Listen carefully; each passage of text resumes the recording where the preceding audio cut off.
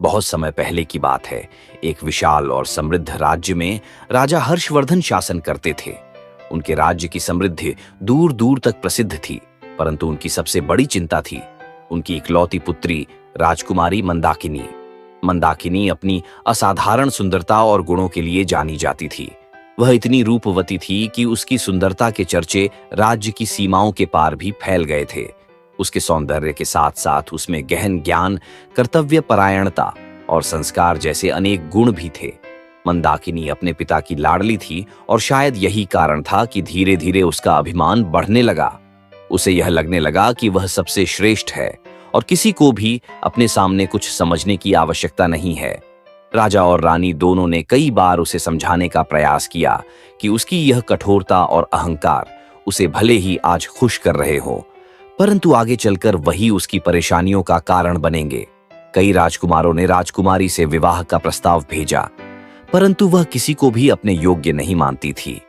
राजकुमारी की उम्र बढ़ती जा रही थी और उसकी यह अकड़ राजा हर्षवर्धन को लोक निंदा का विषय बना रही थी।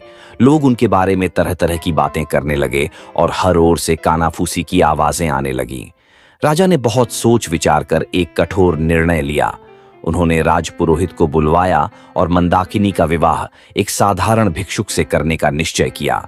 एक दिन बिना किसी धूमधाम के एक सीधा साधा विवाह संपन्न हुआ। मंदाकिनी ने विवाह में आंसुओं के साथ अपने पिता को देखा और चिल्लाई, पिताजी, आप मेरे साथ ऐसा अन्याय कैसे कर सकते हैं? परंतु राजा ने उसकी कोई बात नहीं सुनी और उसके पति भिक्षुक को आदेश दिया, 5 स्वर्ण मुद्राएं लेकर यहां से निकल जाओ और अपनी पत्नी को भी अपने साथ ले जाओ, और याद रखना, अगर तुम या तुम्हारी पत्नी इस राज्य में कभी वापस आए तो तुम्हें प्राण दंड दिया जाएगा। भिक्षुक ने बिना कोई प्रतिवाद किए मंदाकिनी का हाथ पकड़ा और उसे लेकर महल से बाहर निकल पड़ा। मंदाकिनी की आंखों में आंसू थे, परंतु उसके पति का चेहरा पूर्ण रूप से शांत और प्रसन्न दिखाई दे रहा था। दोनों पैदल ही राज्य की सीमा से बाहर निकले और आगे की यात्रा शुरू की। रास्ते में मंदाकिनी का क्रोध बढ़ता ही गया, परंतु भिक्षुक ने उसकी एक ना सुनी।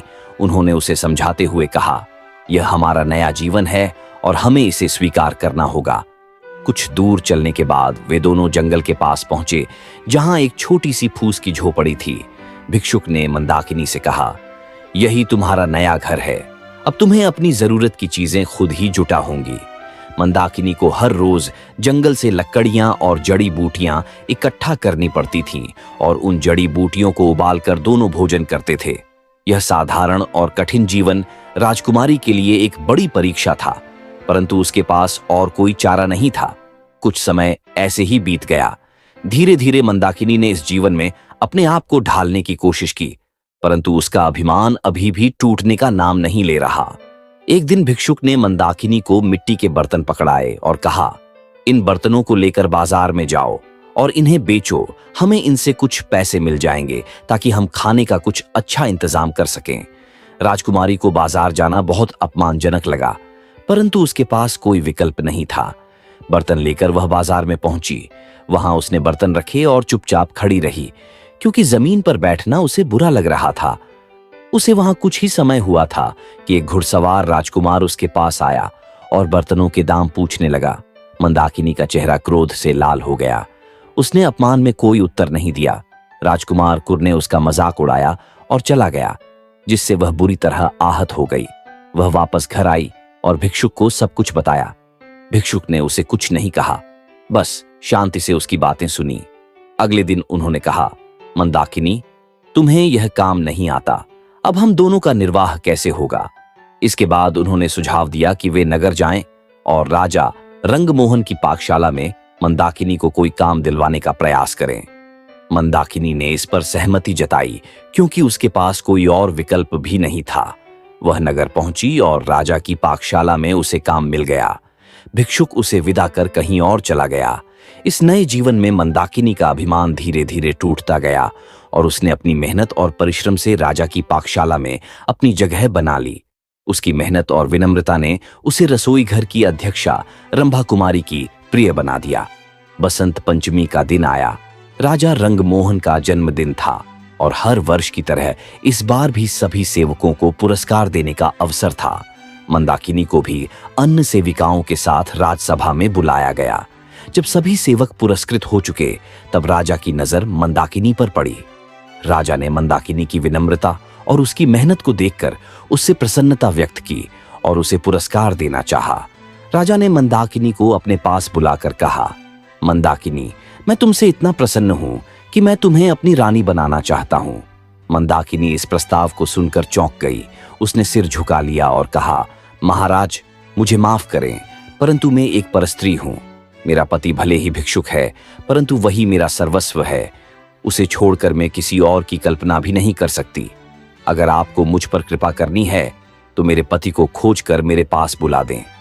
राजा रंगमोहन मंदाकिनी की बात सुनकर मुस्कुराए और राजमहल से बाहर चले गए। थोड़ी देर बाद वही भिक्षुक राजमहल में आया, जिसे देखते ही मंदाकिनी दौड़कर उसके पैरों में गिर पड़ी। भिक्षुक ने मंदाकिनी को ऊपर उठाया और कहा, मंदाकिनी, ध्यान से देखो, क्या तुम्हें मुझ में और राजा रंगमोहन में कोई समानता नजर नहीं आती? मंदाकिनी चौंक कर उठी और उसने मान से देखा। भिक्षुक के वेश में राजा रंगमोहन ही खड़े थे। मंदाकिनी की आंखों में आंसू आ गए और उसने सिर झुका लिया। राजा रंगमोहन ने कहा, मंदाकिनी, क्षमा करना। तुम्हारे अभिमान को तोड़ने के लिए मुझे और तुम्हारे पिता को यह योजना बनानी पड़ी। जीवन में सच्ची खुशी के लिए विनम्रता और समर्पण की आवश्यकता होती है, और वही तुम्हें सिखाने के लिए यह कठोर कदम उठाया गया। मंदाकिनी ने राजा रंगमोहन के चरणों में नमन किया और कहा, महाराज, आपने मुझे आज जीवन का सच्चा अर्थ समझाया। मैं आपका कृतज्ञ हूं। राजा ने मंदाकिनी को अपनी रानी बना लिया और दोनों ने मिलकर राज्य का संचालन किया। इस घटना ने मंदाकिनी को एक नई दृष्टि और विनम्रता प्रदान की। इस कहानी से यह शिक्षा मिलती है कि जीवन में अभिमान और घमंड का कोई स्थान नहीं होता।